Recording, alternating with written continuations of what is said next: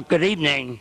We're here at the VFW Hall to talk to a D-Day veteran of June 6, 1944. I'm Bob Kirk, a member of the VFW here, and I'm going to interview John W. Harnes. How do you do, Mr. Harnes? Nice to meet you, Bob. I haven't seen you for a long time, but nice to meet you. The same here. Could you give us a little what you were doing at that time, or little experiences before D-Day, how you got into service, where you came from, and give us a little background on that? I entered the service in September of 1941 and spent the first 6 months in Cheyenne, Wyoming, with a friend of mine who has since passed away. We joined the airborne, went to the parachute training school in Fort Benning, Georgia. We came out of there. He went to the 82nd Airborne, and I went to the 101st Airborne. Our training at Fort Bragg, North Carolina. From there, we went to, I went to England, and he went to North Africa. Spent almost a year in England preparing for the invasion of... When did you get to England, approximately? It was in 1944, and I can't remember. It was early spring, I remember. I do remember going over on a boat, on a big English boat, and it took us 30 days because we had engine problems and wound up in Newfoundland for approximately 3 weeks, the whole division. Wouldn't you correct that maybe to 1943, because the invasion was June 6, 44. It could be 43. You said you were about a year, so I imagine you got there probably in 1943. Could very well be. Yeah. Yes. Yeah, our memories aren't too good going back to that long. That's true. Where were you stationed in England? A little town south of London. I want to say Lichfield, and I'm not real positive of that. But we lived in small huts then, perhaps 12 or 14 men. Was that Quonset huts? They were Quonset huts. They called Quonset huts there too, yes. We were very near, well, within actually walking distance of an airfield. And did you find the people friendly and life good over there? And They were. The English people were treated as very, very nice, yeah. They were fine. Yeah. And then did you have any training over there for the amphibious landing? Well, not for the amphibious, but we had several jumps. In fact, our first night jumps that we had ever made were performed over there prior to the invasion. I misspoke. You weren't part of the amphibious. You were part of the 101st Airborne. Yes. When did you know first that you were going to be in D-Day? What was your reaction like that? Well, I think we had built up to it, and of course there were always rumors, and all of a sudden we were to be in a staging area. I don't know what the time frame was here, but we eventually got into a staging area, and as I recall, we had some of the best meals. We had fresh T-bone steaks the night before we jumped into Normandy. I'll never forget that because it was quite good. K-rations up to that point weren't so good. Originally it was scheduled for Monday, June 5th. The weather conditions postponed it for one day. Was that pretty hard on you? It was. We were in a staging area. In fact, we didn't board the planes, but we had our chutes on, and we were in line, if you will. And it was called off because of the weather conditions. Yes. And then what time in the morning of June 6th did you... we jumped approximately 2 a.m. 2 a.m. that morning. Yes. Yeah. And where was your area you were to drop in? We were this side of St. Mary-Glees, on the channel side, if you will, back toward the channel. And we were quite scattered. It took us quite a while to get even 8 or 10 of us together. But we did, and we did as much as we could at that time. Was that, we'll just say east or behind Omaha Beach? It was just between Omaha Beach and St. Mary-Glees. Yeah. Yes. We were about approximately in the middle, about halfway to St. Yeah, the other way was Utah Beach, wasn't it? It was. That was north of us. Oh, it was Utah north, was. yeah, Yes. yeah, would be, yes. Uh-huh. And how many were in your outfit that jumped? Well, of course, we went by plane loads, and there were approximately 16 of us in the plane that I jumped out of. Was it the whole division?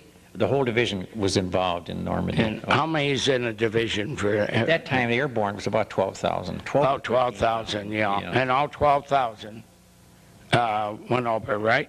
Yes, the entire division went over. Yes. And how many would get in a plane, would you say? Well, in my particular case, there were 16 men.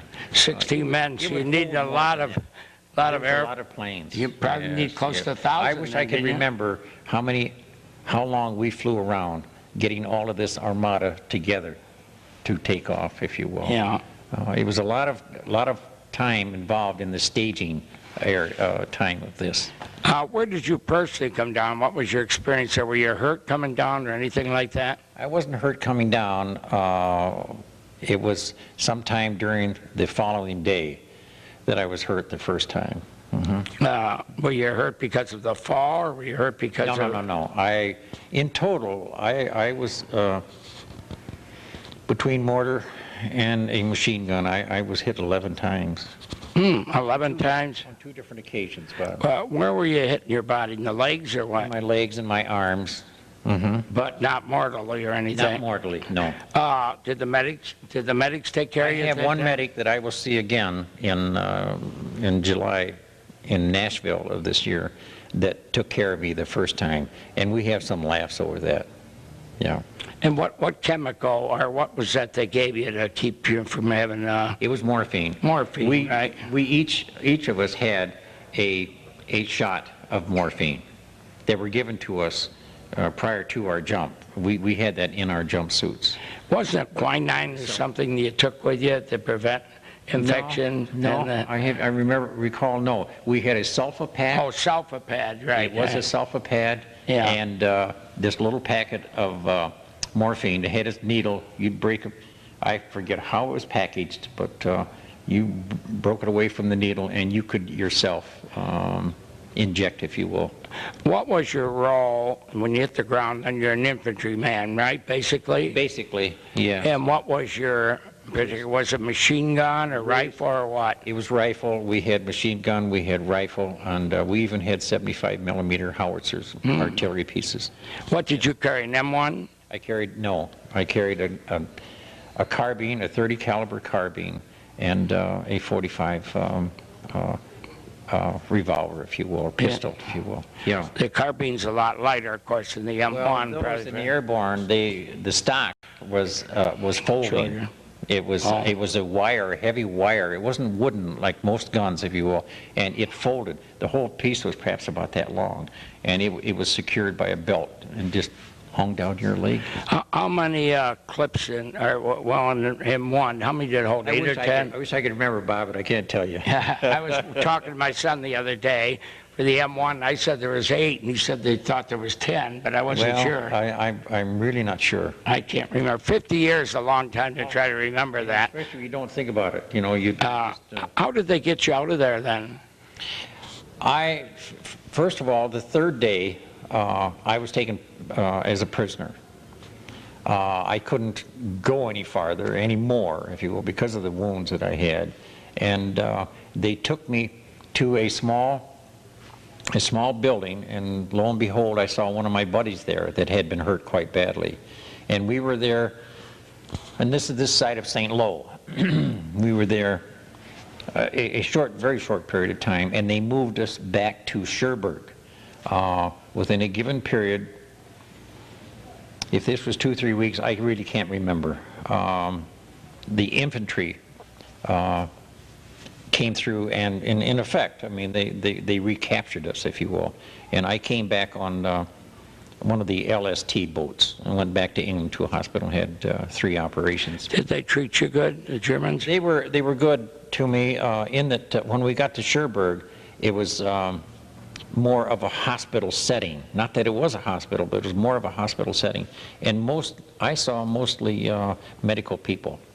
So And they did treat you and take care of you. They did for me what they could do. How did you communicate with them? They talked English.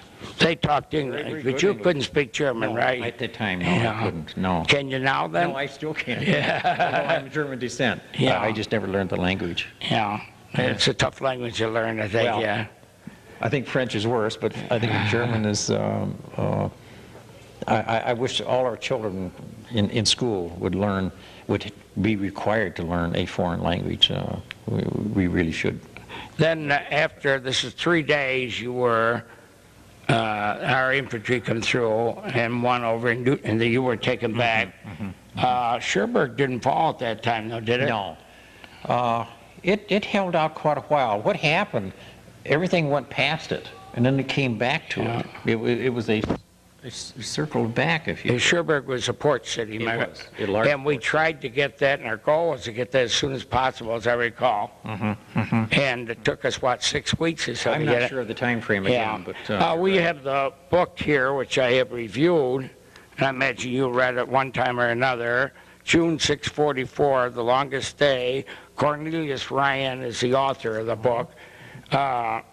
And it's a very, very good book, and brings it to mind today because it's 50 years almost that since the battle. It'll be 50 years a week from Monday. That's right. Yeah.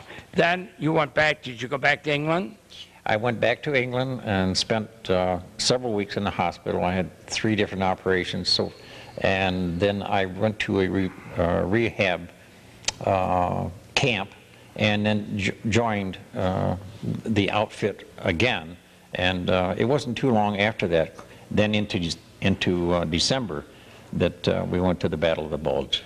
The entire division went up there. Then you came by truck to go to there. Absolutely. You didn't, yeah. No. We went from Cherbourg, in that area, if you will. We went by truck up to Bastogne. Bastogne, yes. Yeah. And that was a real tough battle, wasn't it? That was a tough battle in that the weather was one of our enemies, obviously, and it was cold. There was a lot of snow, and we were completely surrounded. No matter which way you went, you encountered someone, if you will. Who was the commander of the 101st at Bastogne? Was there. And what was his famous words? Nuts to the Germans, yes. Yeah, when they asked for the surrender, Yes. he said nuts. Yes, he did. And they were surrounded and it looked hopeless, but you fought on, right? Yes. And what was the final outcome? Well, the back of the Germans, if you will, was broken. They did go around us and almost went to the coast, but somewhere in between there, that was all broken up, and that was the beginning of their downfall. Bastogne never fell, though. Bastogne never fell. No, it was ours. Was that the same commander you had in D-Day, or did it change? Don't ask me his name. Who it is, you can't think of it. Isn't that awful? He was the youngest 4-star general in the United States Army at that time. Was it Gamble or Gamble? No, I'm not sure, so I shouldn't You're say. coming close. Yeah, I think he's a West Point man. Oh, yes, he was a West Point man. Point man. He was terrible? famous and everything. I'm embarrassed not to be able to say his name. I am too, truly. because I know my memory is short on names. Did you want to add anything else to? But your wounds, you said you were hit 5 or 6 times. 11 times in total. 11 times, and the D-Day battle, right? Not on D-Day, but the next couple of days and so forth. Yes. And but when they took you back to England, they were able to bring you back and everything and make you fit, or did they bring you back when you hadn't healed completely? No, I was pretty well healed when I left the hospital, but I spent the next 2 weeks in a rehabilitation camp, and from there went back to the unit. No, I was pretty good shape by then, really. Yeah, and was that after Bastogne? Were you in any more after that? I wasn't wounded in Bastogne. And, I mean, did you fight any more battles after that? Yes, we went to, oh gracious, it's in the south part of Austria. And we followed them the entire, to Berchtesgaden. Was that the Cologne battle, St. Marie, and like that? No. Yes, and then we wound up in Berchtesgaden in in Austria, where Hitler's redoubt was, if you will. It was a lot easier after Bastogne, though, wasn't it? Well, it was. And the conditions were better. And the Germans were on the run, And weren't they were on the run, yes. Yeah. It was a different kind of thing then. What year did you enter service? 1941, June of 1941. June 41. When were you discharged? In September of 46. Was it a year after the war ended, or September 2nd, 45? It's the official ending of both wars. Of 45? Of 45, yeah. You'd have enough points to get out at that point, I imagine. I did have. And I did get out in September of 45. Yeah. Yes, I thought possibly you did. It was. Because all the troops at that point were being sent home. Most of them, some of them were in occupation. Scheduled to go to Japan. If they didn't have enough points. And you needed 85 points at the time, but with the number of time you had, I think you got 1 point for every month in the service, 1 point for every month overseas, 5 points for every member. Well, I know because I had enough points to get out in September. Okay. And I was lucky to get out And then. that's when I got out, yes. Yeah. And if you had enough points, you could get out. Otherwise, you stay right in. Absolutely. Discharged in Fort Sheridan, Illinois. Yeah. Now, is there anything else you could tell about the experience you regret being in this, or how do you feel at this 50 years later? Like most experiences in your life, if you survive them, and thankfully we have this built-in, your memory doesn't quite serve you that well, and it's just as well. Like someone said, you know,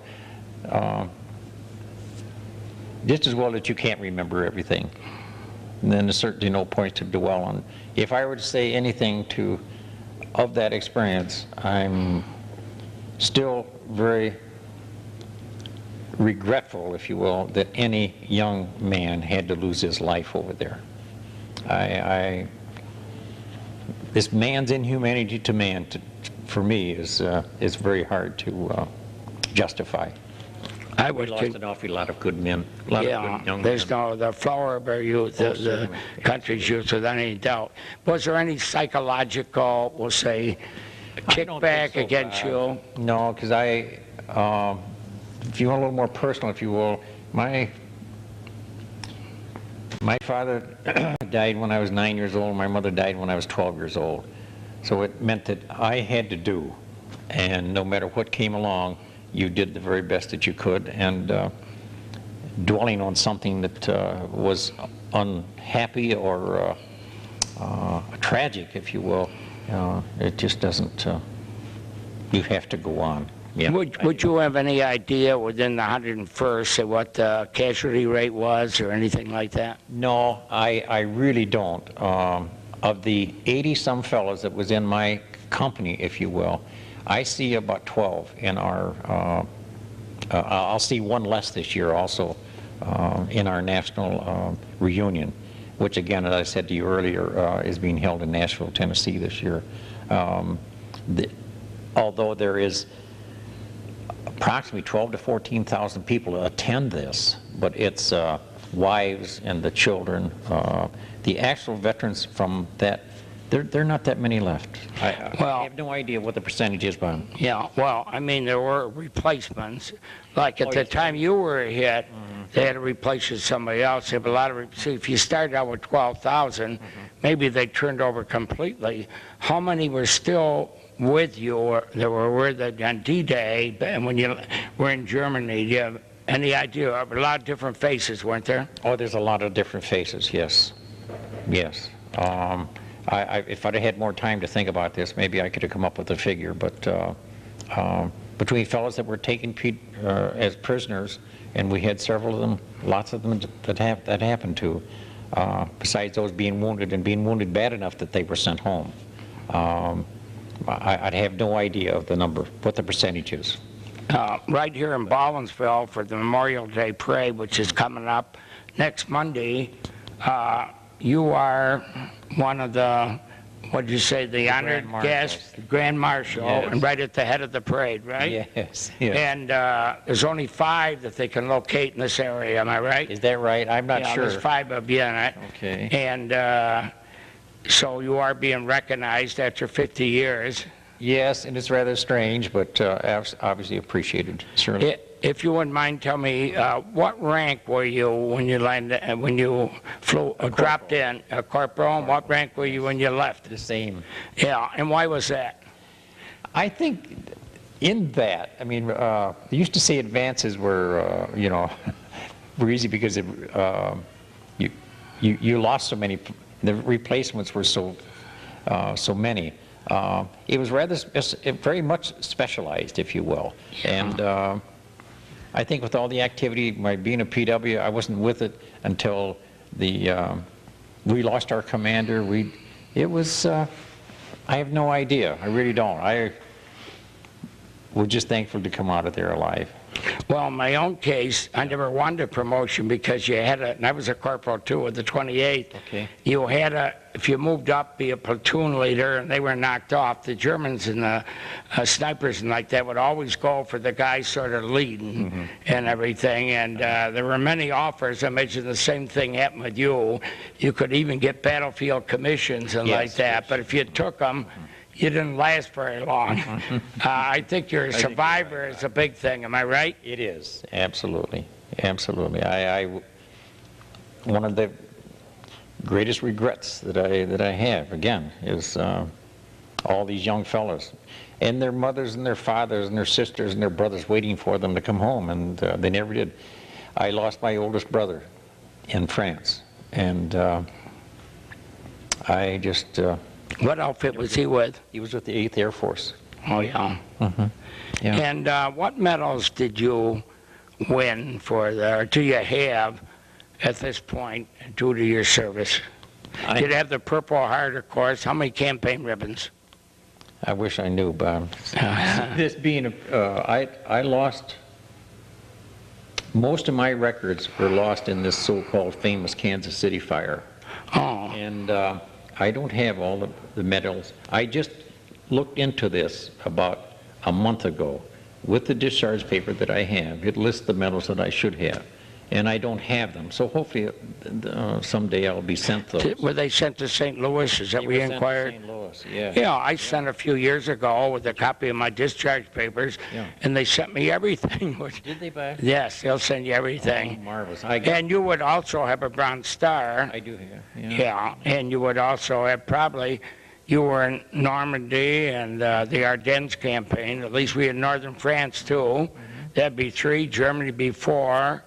And the Rhineland probably be 5. There are 5 altogether, so you'd have 5 of them. Right. Probably have the occupation to them, all right? You know, you remember it better than I can, Bob. But, well, I've been going over it lately preparing for this, you know, super. so. Okay, You know, right. Our division had so many medals, awards, if you will, given to it. There were 2 presidential citations.